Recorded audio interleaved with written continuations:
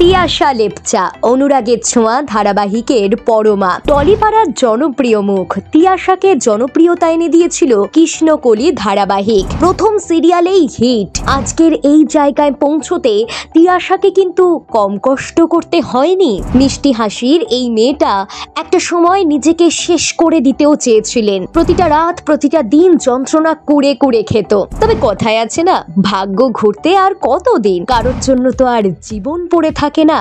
জীবন এগিয়ে চলে নিজের ছন্দে, হয়তো খারাপ সময়গুলোর দাগ থেকে যায়। প্রথম ধারাবাহিকে সাফল্যের চূড়ান্ত শিখরে পৌঁছেছিলেন, তবুও কেন হতাশা গ্রাস করেছিল পর্দার পরমাকে? এখন আর ওসব নিয়ে খুব একটা ভাবেন না। জানেন কার সাথে চুটিয়ে প্রেম করছেন অভিনেত্রী? চলুন আজ পর্দার পরমার জীবনের কিছু অন্ধকার অধ্যায় আপনাদের সামনে তুলে ধরি। কৃষ্ণকলি ধারাবাহিকের কেন্দ্রীয় চরিত্র অর্থাৎ শ্যামা দর্শকের দরবারে বিপুল জনপ্রিয়তা এনেছিল। জি বাংলার এই জনপ্রিয় ধারাবাহিকের হাত ধরেই ছোট পর্দায় আত্মপ্রকাশ হয়েছিল নবাগতা অভিনেত্রী তিয়াশা লেপচার।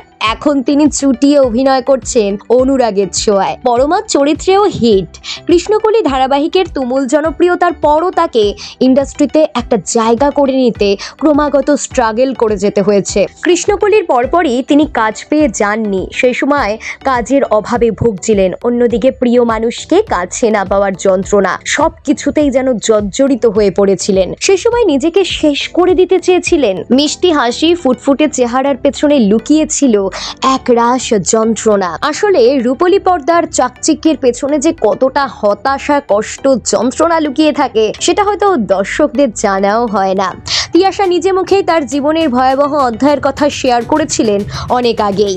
অনেকেই বলেন তিনি তার প্রথম স্বামী সুবানের হাত ধরে নাকি ইন্ডাস্ট্রিতে পা রেখেছিলেন, যদিও এই কথা অভিনেত্রী নিজেও স্বীকার করে নিয়েছেন। তবে এক্ষেত্রে বেশ কিছু উদাহরণ দিয়েছেন তিনি। কৃষ্ণকলি ধারাবাহিকের শ্যামা অর্থাৎ আজকের পরমা, তার মতে ছোটবেলায় যখন মা বাবা তার সন্তানকে সাইকেল কিনে দেন, তারপর তাকে নিজের প্রচেষ্টাতেই কিন্তু সাইকেলটা চালাতে হয়। অর্থাৎ কেউ তাকে কাজের খোঁজ দিলেও নিজের যোগ্যতায় কিন্তু আজ এই জায়গায় পৌঁছাতে পেরেছেন অভিনেত্রী। গোবরডাঙ্গার অতি সাধারণ পরিবারের মেয়ে আজকের তিয়াশা লেপচা। সকলের কাছ থেকে তিয়াশা রায় বলে পরিচিত হলেও আজ রায় পদবিটা অতীত। মন ভাঙা গলায় তিয়াশা বলেন, অভিনয়ের বাইরেও তার একটা জগৎ আছে, বাস্তবেও তাদের দুঃখ হয়। তাই কোনো অভিনেত্রী যদি পর্দার বাইরে তার চোখের জল ফেলেন, সেটা তার ব্যথিত হৃদয়ের কান্না, অভিনয় নয়। প্রথম স্বামীর হাত ধরে ইন্ডাস্ট্রিতে আসার পর বিবাহ বিচ্ছেদ হয় তিয়াশার। তারপর অনেক কথাই শুনতে হয়েছে তাকে। এই নিয়ে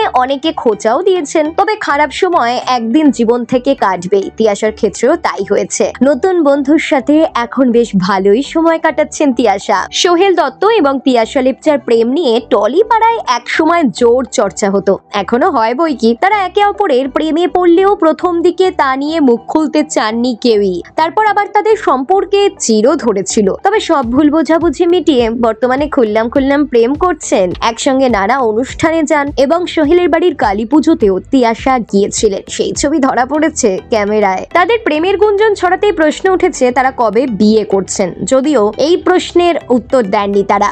অনুরাগের ছোঁয়া ধারাবাহিকে কাজ করতে গিয়ে চোটও পেয়েছেন অভিনেত্রী। হঠাৎই জানা যায় তিয়াশা শুটিং সেটে গুরুতর চোট পেয়েছেন। স্টার জলসার অনুরাগের ছোঁয়ায় অভিনয় করছেন তিয়াশা। রাহুল মজুমদারের বিপরীতে রয়েছেন অভিনেত্রী। শুটিং চলাকালীনই দুর্ঘটনা ঘটে। জানা গিয়েছে ফুলদানি ছোড়া দৃশ্যে শট চলছিল। ভারী ফুলদানি তুলতে গিয়ে হাত থেকে হাঁটুতে পড়ে যায়, তাতেই বেশ খানিকটা চোট লাগে। তিয়াশার শারীরিক অবস্থার কথা শুনে চিন্তায় অনুরাগীরা। সকলেই তার দ্রুত আরোগ্য কামনা করছেন। ব্যুরো রিপোর্ট, প্রথম বাংলা।